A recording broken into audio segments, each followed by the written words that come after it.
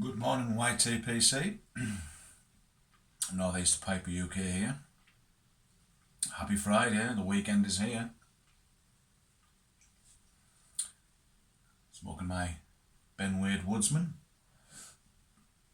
And in it, yep, GLP's Westminster.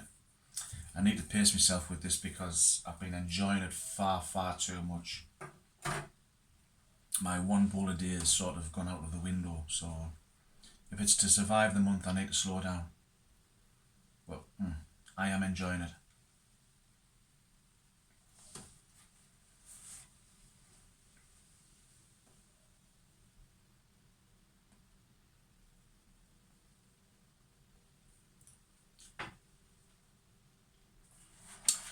Phil did a review on a book a few weeks ago, and it's MT Hill Zero Bomb, and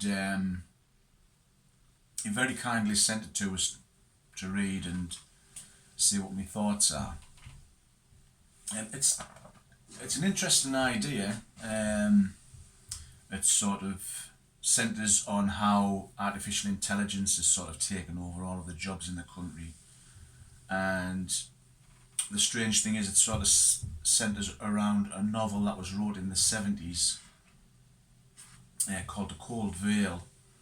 And that sort of book was a bit of a warning towards how sort of society was going to go type thing. And obviously it's come to pass that these things are starting to happen. And it sort of starts with the main character called Remy, who after a personal tragedy sort of leaves his home, goes down to London, but he goes down a bit of a sort of a dark path before he gets there. And he's sort of getting his life back on track. He becomes a bicycle courier, sort of ferrying documents around the city. And anyway, one day while he's doing this, he's like attacked by a self-drive car.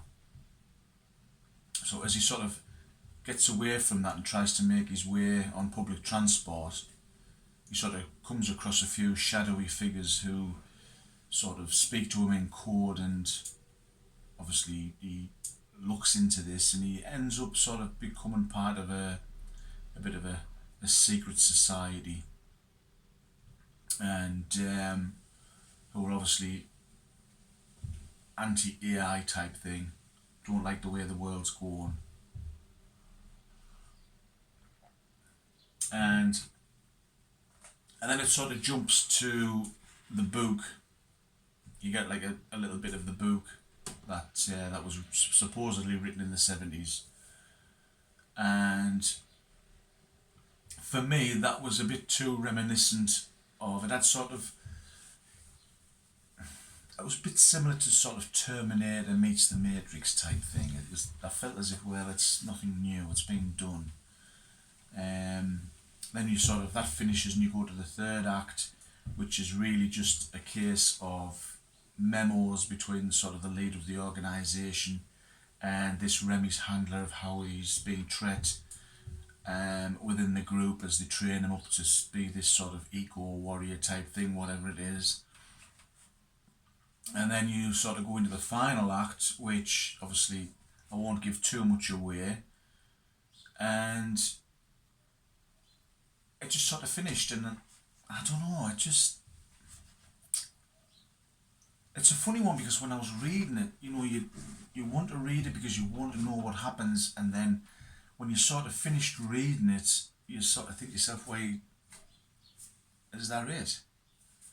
I wanted to sort of know more about Remy. I wanted to know more than just sort of a case of memos of how he was doing type thing. I wanted to know how he went from being this bicycle courier to where we see him towards the end of the book. That there was just sort of like so much missed out. And I don't know, for me, I think maybe this could have benefited by being maybe a trilogy, First book concentrating more on obviously him becoming what he becomes.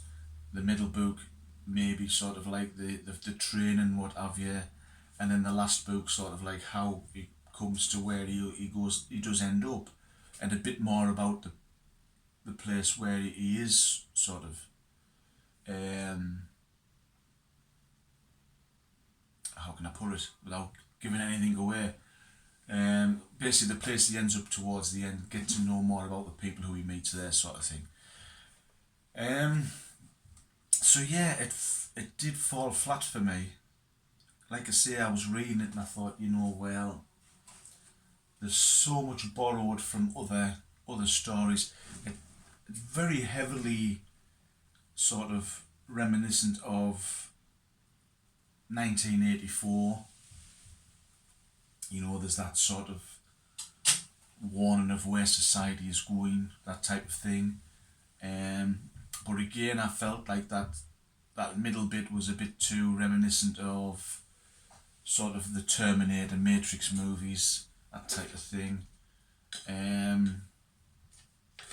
So I just felt that it offered nothing new as a book reader. I mean, if you haven't read 1984 or any other sort of type of sci-fi stuff, then this would probably be something new for you. But I think if you're a die-hard sci-fi fan, you've watched the movies, you've read the books, then this is really not offering anything new. I just feel like it's a bit of half a dozen of the classics has been put into a washing machine, spun around for a little bit and then reprinted and put back on the shelves. So thank you, Phil, for sending this to us to try, because when I watched your review, it did pique my interest.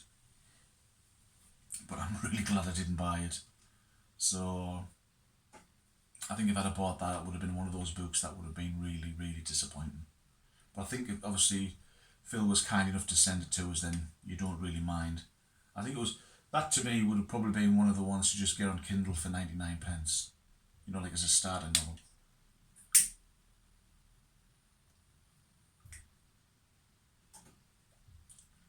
I don't want to sound too harsh, but I'm actually getting books for free by new authors, and for 99 pence that I actually enjoyed a whole lot more than that.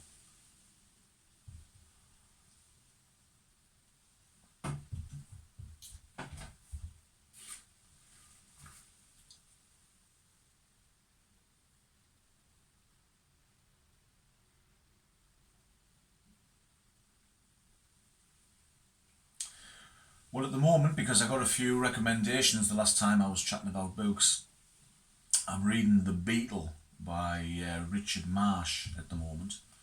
I'm almost halfway through. Bit of an interesting read. It's very sort of Victorian Gothic. Again, I'm sort of reading it and I'm thinking, where's this going to go? But it's kept us in there. I've been sort of reading it on a night. So again, the claim is that this book outsold Dracula because it came out about the same time. But yeah, it's just starting to sort of heat up, if you like. So I'm looking forward to see where it goes.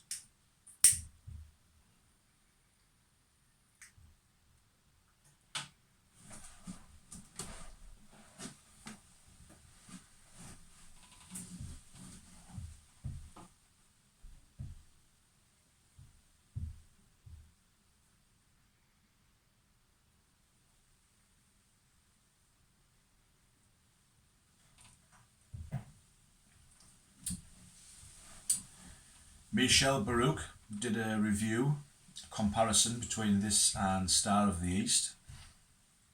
And if you don't subscribe to his channel, pop along, great guy. It was nice to see him smoking this and hearing his thoughts on it.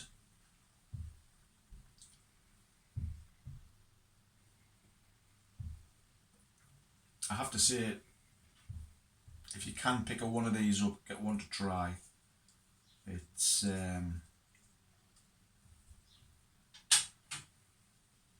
certainly been enjoying it.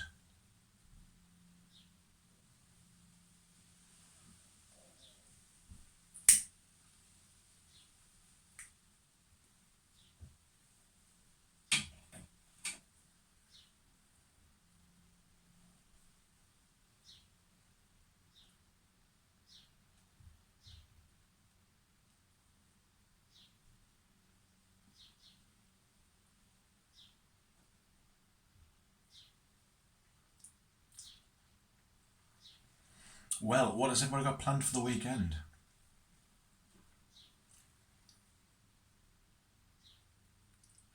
We had some friends call around last night.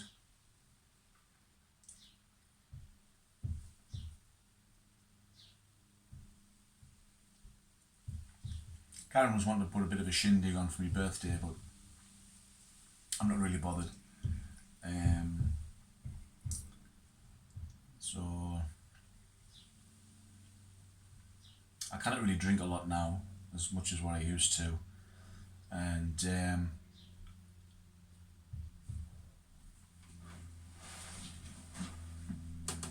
wasn't going to be much, just a few friends around the house.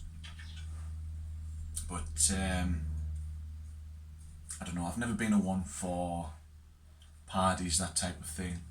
I mean, I never really bothered for sort of other birthdays, so I don't know, I just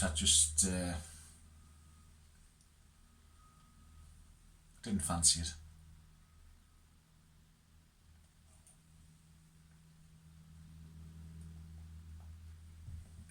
Must be turning into an old fart.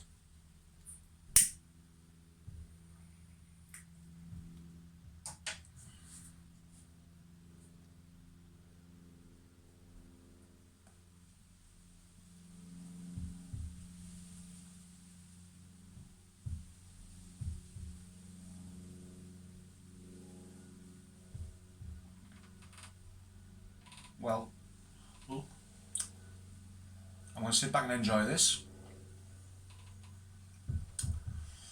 I hope you have a great weekend. I'm pretty sure I'll catch up with you over the next few days. Get yourselves in front of the camera, let us know what you're up to, and what you're smoking, what you're eating, and take care of yourselves. See you all soon. Bye for now.